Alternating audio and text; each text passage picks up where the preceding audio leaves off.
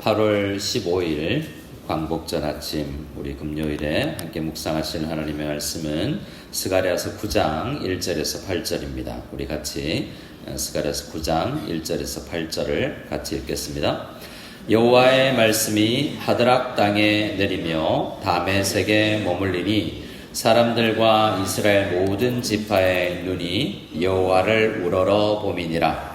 그 접경한 하맛에도 임하겠고 두로와 시돈에도 임하리니 그들이 매우 지혜로움이니라.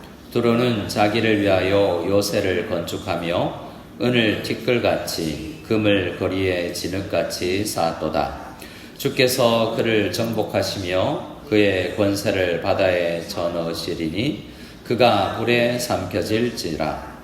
아스글론이 보고 두려워하며 가사도 심히 아파할 것이며 에그로는 그 소망이 수치가 되므로 역시 그러하리라. 가사에는 임금이 끊어질 것이며 아스글론에는 주민이 없을 것이며 아스돗에는 잡속이 거주하리라. 내가 블레셋 사람의 교만을 끊고 그의 입에서 그의 피를 그의 이사에서 그 가증한 것을 제거하리니 그들도 남아서 우리 하나님께로 돌아와서 유다의 한 지도자같이 되겠고 에그로는 여부스 사람같이 되리라. 내가 내 집을 둘러 진을 쳐서 적국을 막아 거기 왕래하지 못하게 할 것이라. 포악한 자가 다시는 그 지경으로 지나가지 못하리니 이는 내가 눈으로 친히 봄이니라. 아멘. 스가랴서 9장을 이제 시작합니다. 스가랴서는 1장에서 6장, 그리고 우리가 첩경이라고 이야기하는 경첩이라고 이야기했던 우리 7, 8장이 있고 이제 9장부터 14장으로 이어지는데요. 9장부터 14장에는 이제 앞에 부분과 좀 다른 것이 있습니다. 일단 환상이 나타나지 않습니다. 환상이 나타나지 아니하고 선포되는 말씀이 있는데요. 하나님의 말씀이 선포되고 선언되는데 이 마사라는 히브리어 단어가 있습니다. 오늘 9장 1절에 우리 한글 성경에는 번역되지 않은 마사, 여호와의 말씀이 이렇게 해서 마사라는 단어가 있는데요. 그건 선포하다라는 말입니다. 그래서 9장과 11장을 이끄는 그 마사라는 말이 있고 또 12장이 시작할 때 또 마사라는 말로 시작하는데요. 환상 대신 여호와의 말씀이 선포되는 것으로 우리 9장에서 14장의 특징이 있습니다. 또 9장에서 14장의 특징은 이제 성전 건축을 이야기하잖아요. 학개 스가랴 하면 성전 건축해라 이런 말씀으로 우리가 기억하고 있는데 9장부터는 성전 이야기가 나오지 않는 거죠. 하지만 그 스타일을 달리하지만 하나님께서 참된 우리 백성들로 구성된 공동체, 우리 교회를 건설하기 위해서 우리 건물보다는 우리의 내면과 우리 교회를 세우시는 하나님이 어떤 분이라는 것이 이제 더 주제가 부각된다는 것을 우리가 알면 좋겠습니다. 오늘 1절에서 8절까지 말씀을 보면 여러 지명들이 등장하는데요. 이스라엘 지명이 아닌 이스라엘 바깥에 있는 다른 나라들의 지명입니다. 그럼에도 불구하고 다른 지명보다는 좀 익숙한데 많이 그동안 구약에서 등장하는 이름들이기 때문에 그래요. 근데 한 지명만 빼고 그런데요. 1절에 여호와의 말씀이 하드락 땅에 내리며 라고 되어 있습니다. 그 다음에 다메섹에 머물리리라고 되어 있는데 다메섹은 많이 들어봤죠. 다메섹은 지금도 다마스커스 다메섹입니다.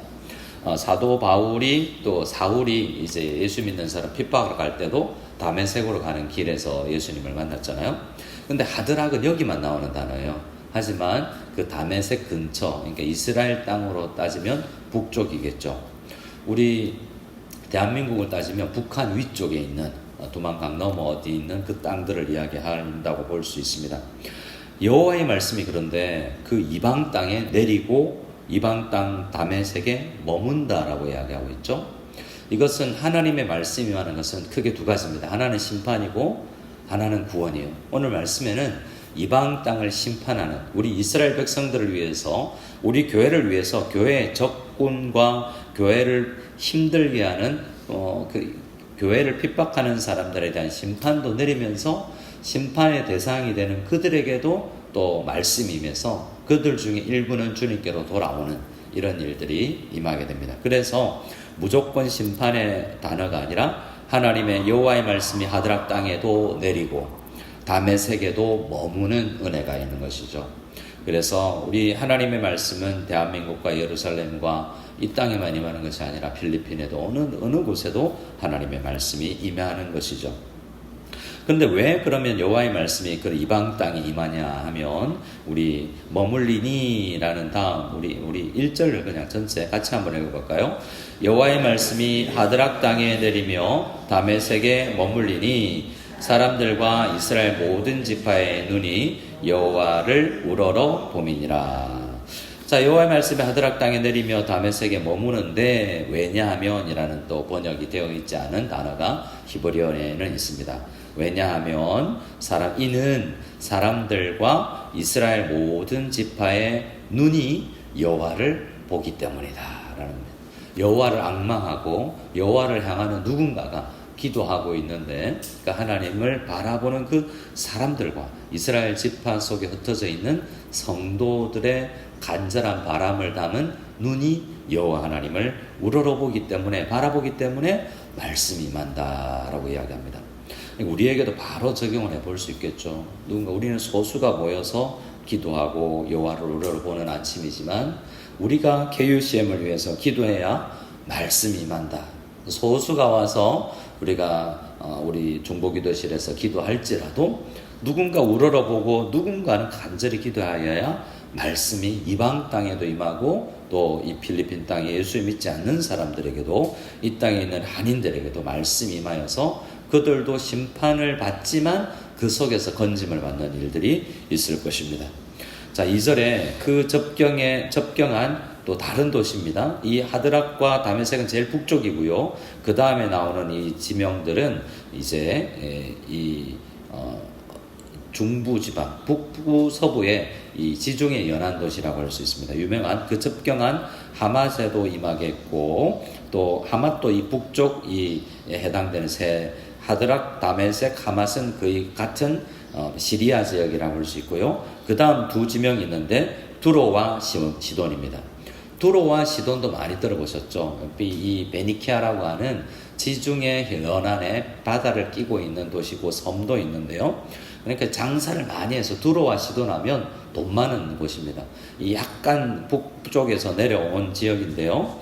그들에게도 임하는데 그들이 매우 지혜로워서 잘난 게 아니라 똑똑해서 돈 버는데 그들이 정말 현명하고 그들이 밝습니다.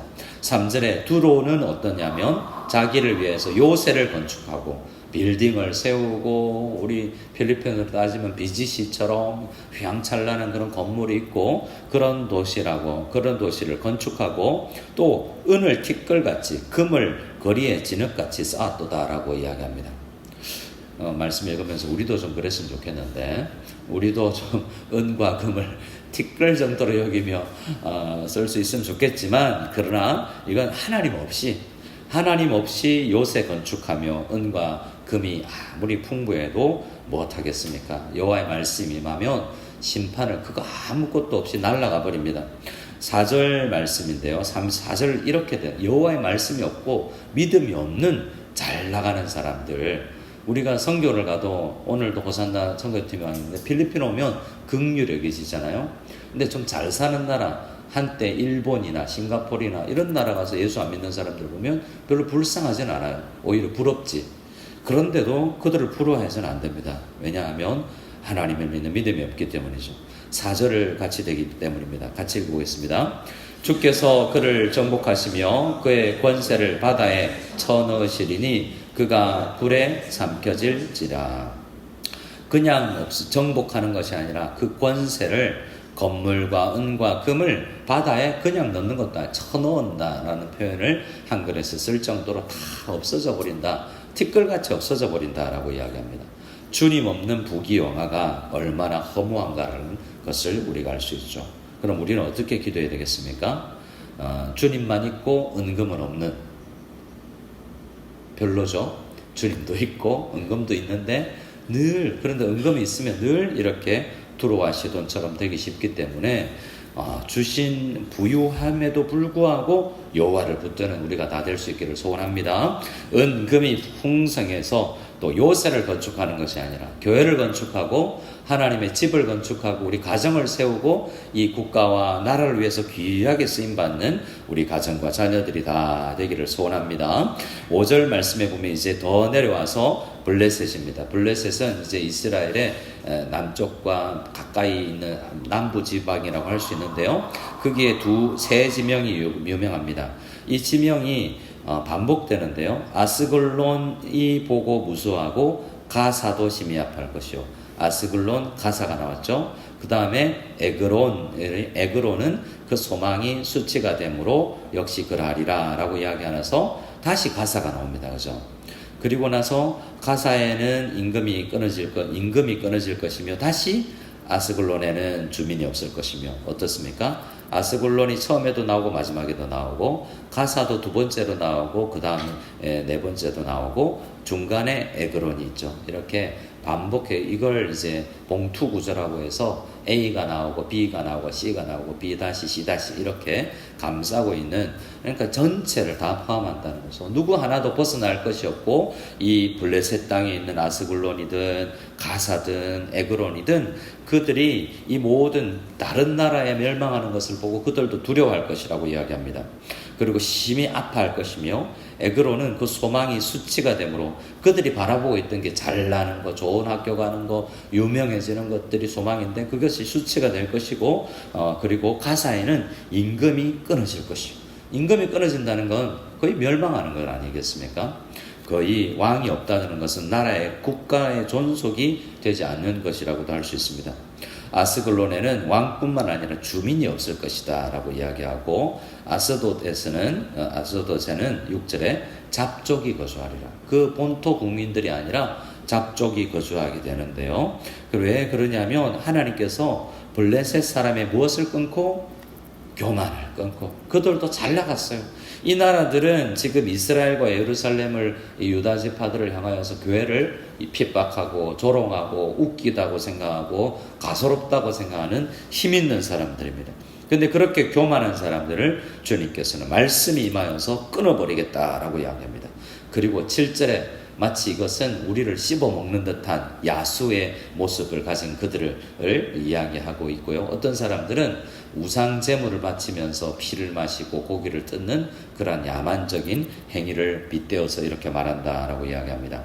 우리 7절 말씀을 같이 읽어보겠습니다. 그의 입에서 그의 피를 그의 입 사이에서 그 가증한 것을 제거하리니 그들도 남아서 우리 하나님께로 돌아와서 유다의 한 지도자같이 되겠고 에그로는 여부스 사람같이 되리라. 자 보십시오. 하나님께서는 그 야만스러운 이 교회를 핍박하는 사람들의 입에서 피를 제거해버리고 이 사이에서 가정한 것을 제거한다는 것은 우리 이스라엘이 교회가 더 이상 씹히지도 않고 삼켜지지도 않게 보호해 주시겠다는 것인데요. 그들이 심판을 받지만 그들 중에도 남아서 우리 하나님께로 돌아오는 사람들이 있을 것이라고 이야기합니다. 지금 우리 교회를 핍박하고 아무리 전도하고 선교해도 안 돌아오는 사람들, 교회를 오히려 모함하는 사람들도 있겠지만 그들 중에도 누군가 주님 앞으로 돌아와서 신학교 가고 늦지막게라도 신학교 가서 유다 지파의 지도자같이 될 수 있는 목회자가 나오고 선교사가 나오는 그런 놀라운 일들이 일어날 줄 믿습니다. 우리 필리핀 땅에도 우리의 전도 대상자들이지만 지금은 교회요? 안 가요? 나는 골프가 제일 좋고요. 나는 돈이 좋고 나는 그냥 유흥이 좋아요. 난 교회 안 가요. 라고 하는 사람들도 변화되어서 이 교회의 지도자같이 될 수도 있고 또 여부스 사람같이 되리라고 이야기했는데요. 여부스는 망해야 될 우리 7 지파 중에 가나안 땅에 있는 그런 지파인데 그런데요. 다윗이 이제 나중에 점령해서 다윗이 초기 그 도시로 수도로 삼았던 곳이 여부스입니다. 그러니까 이방 땅이지만 변해서 하나님의 백성들의 거처가 되는 놀라운 그런 변화가 있을 것이다 라는 것입니다. 이것은 여기 저는 이런 은혜가 있기를 원하는데요. 이것도 좋지만 하나님께서 뭐 지금은 이방 신전이라든지 이방 교회라든지 이런 좋은 빌딩이 그냥 교회가 되고 절이 변해서 이슬람 사원이 변해서 교회가 되는 그러한 은혜가 있을 것이다 라는 것과도 같은 것입니다. 예수님 당시에 사도들이 예수님이 승천하시고 교회가 전파하고 선교하니까요, 많은 허다한 제사장의 무리도 돌아왔다라고 이야기합니다. 예수 믿기 제일 힘든 사람들도 그들이 회개하고 돌아오는 역사가 있었다는 것이죠. 이런 은혜가 있어야 될 것입니다. 이 모든 것을 합하여서 하나님께서 내가 너 돌봐준다. 마닐라 한인학교에 내가 눈동자처럼 너희를 돌본다. 성도님들이요, 가정과 직장을 내가 돌봐줄 것이다 라는 약속의 말씀인 것입니다. 우리 8절 읽고 함께 기도하겠습니다. 내가 내 집을 둘러 진쳐서 적국을 막아 거기 왕래하지 못하게 할 것이라. 포악한 자가 다시는 그 지경으로 지나가지 못하리니 이는 내가 눈으로 친히 봄이니라.